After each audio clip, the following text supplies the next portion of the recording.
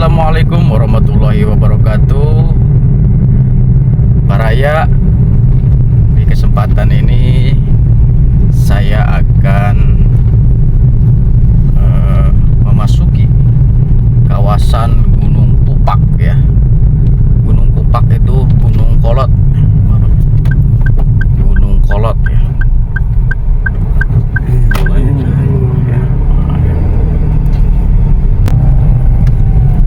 Ikuti terus perjalanan Jejak Keramat.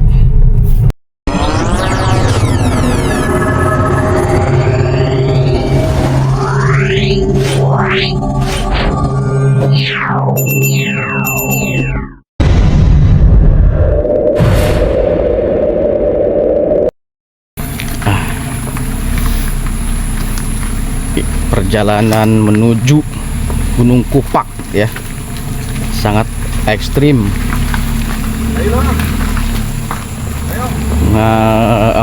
Berpacu dengan adrenalin. Waduh, Baraya, motor mobil sampai muser ya. Udah, ayo.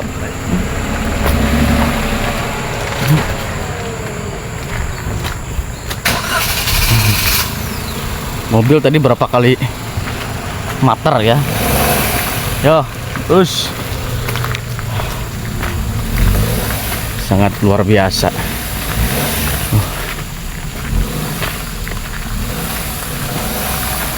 Gunung Pupak Ciomas.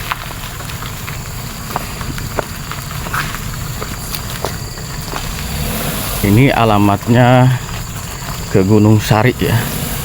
Apa namanya? Jalurnya, jalur ke Gunung Sari.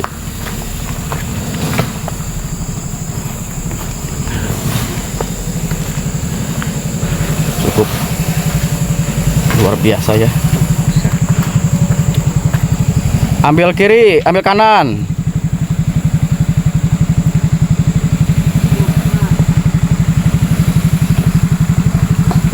Lurus. Luar biasa. Belum dibangun. Iya. Ayo, mangga, Pak.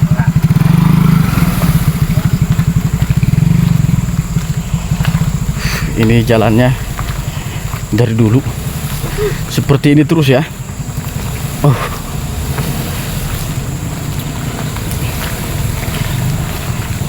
Ini apa namanya?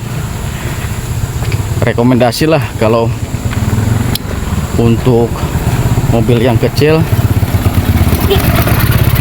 kayaknya kesini tuh jangan ya, harus mobil yang tinggi ya, repot soalnya.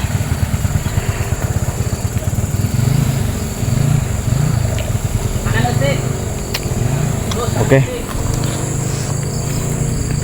nanti kita mulai lagi setelah di atas ya. Sini saya ngatur jalur dulu.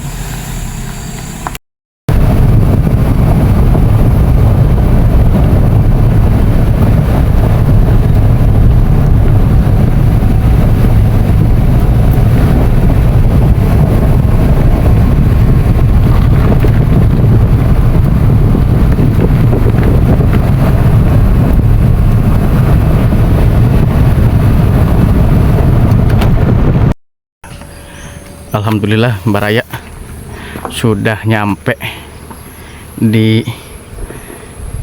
Makbaroh Raden Jaya Santika, Gunung Pupak ya. Gunung Pupak ini Gunung Kolot kalau bahasa kita ya.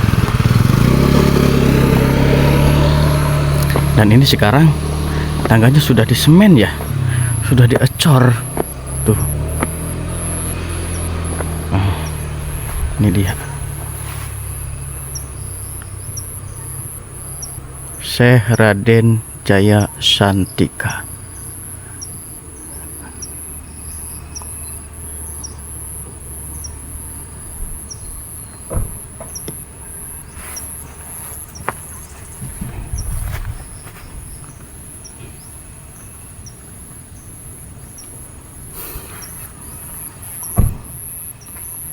Jadi kita akan naik ke sana ya, ke atas.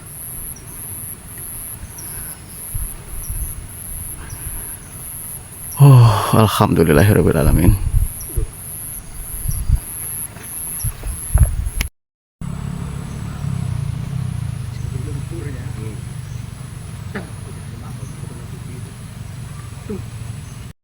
Ini adalah lokasi hutan karet milik pemerintah yang dimana terdapat satu makbaroh makam keramat Raden Jaya Santika. Raden Jaya Santika memiliki nama kecil yaitu Raden Abdul. Beliau lahir pada tahun 1710 Masehi di Kasunyatan, Banten. Dari seorang ibu permaisuri Sultan Abul Mahasin Zainul Abidin yang bernama Ratu Rohimah binti Ratu Bagus Jaya Haji bin Patih Mangkubumi atau Pangeran Arya Manduraja bin Sultan Abu Mafakir Mahmud Abdul Qadir, yaitu sebagai Sultan Banten yang keempat. Menurut cerita, Raden Jaya Santika berperawakan tinggi, lebih tinggi di antara lelaki seusianya. Berbadan tegap, berdada bidang, berkulit kuning langsat bersih, berhidung mancung, berambut lurus, seleher sedikit bergelombang, dan berwajah seperti orang keturunan Arab, dan bicaranya lugas penuh wibawa.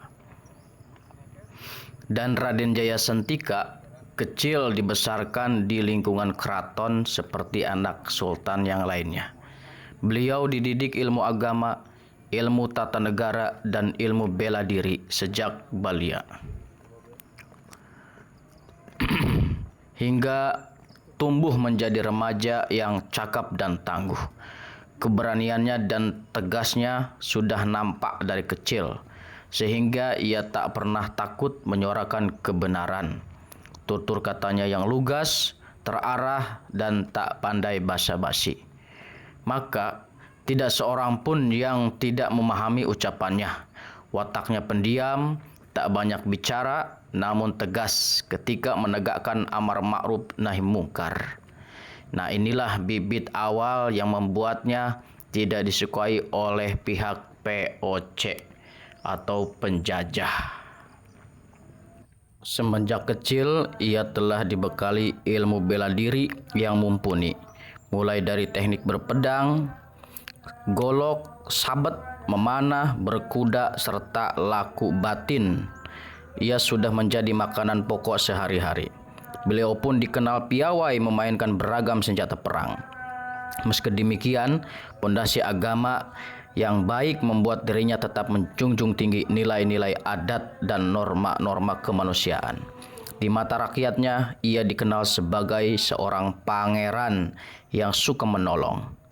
Kepribadiannya yang tak mau dikenal membuat dirinya seakan tak punya peran, sehingga jasanya terasa sukar untuk dikenang. Di masa hidupnya, kondisi istana kala itu memang sudah tak sehat. Korupsi merajalela, keselewengan terjadi di depan mata, dan itu dilakukan bukan hanya oleh Belanda, namun juga dari keluarga istana. Rakyat dibebani aturan-aturan yang menyiksa dan tak ada bisa yang menghentikannya. Rakyat tak lagi percaya kepada pemerintah. Kesultanan Banten kehilangan marwah. Rakyat memberontak. Tingkat kejahatan menjulang tinggi. Walaupun masih dapat dipadamkan, namun situasi ini sangat memilukan, seperti halnya api yang senantiasa siap berkobar, hanya tinggal menunggu pematiknya saja. Kira-kira pada tahun 1730 Masehi, saat usia sang pangeran menginjak kurang lebih 20 tahun, ia meminta izin kepada ayahandanya untuk pergi mendalami agama ke negeri Arab. Namun tidak diizinkan karena usianya yang masih terbilang muda. Singkat cerita, dipertemukanlah ia dengan Syekh Haji Mansur, seorang ulama thariqah di Banten. Kala itu beliau seorang mursyid thariqah Satriyah. yang masyhur akan kewaliannya. Meski sikapnya terkadang khawarikul adat, di luar kebiasaan. Konon ceritanya ketika pertama kali ia berguru, sang pangeran diminta untuk berkholwat serta berpuasa sebelumnya di sebuah goa yang letaknya di pinggir pantai, masih wilayah Banten, selama 100 hari. Namun ketika perutnya terasa lapar, tiba-tiba datanglah seekor harimau yang membawa persediaan makanan. Jika persediaan telah habis, ia akan kembali datang. Kemudian setelah selesai berkhalwat 100 hari, bertemulah sang pangeran dengan sosok kakek-kakek berjubah putih, bersorban hijau dan bertongkat. Menurut cerita senyap, harimau yang selalu datang membawa makanan adalah santri Syekh Haji Mansuruddin dari bangsa jin. Subhanallah. Sementara kakek-kakek itu adalah Nabiullah Khidir alaihi salam. Wallahu a'lam bishawab. Lah kisahnya Raden Jayasantika. Suatu saat kita akan sambung kembali. Next time. Terima kasih.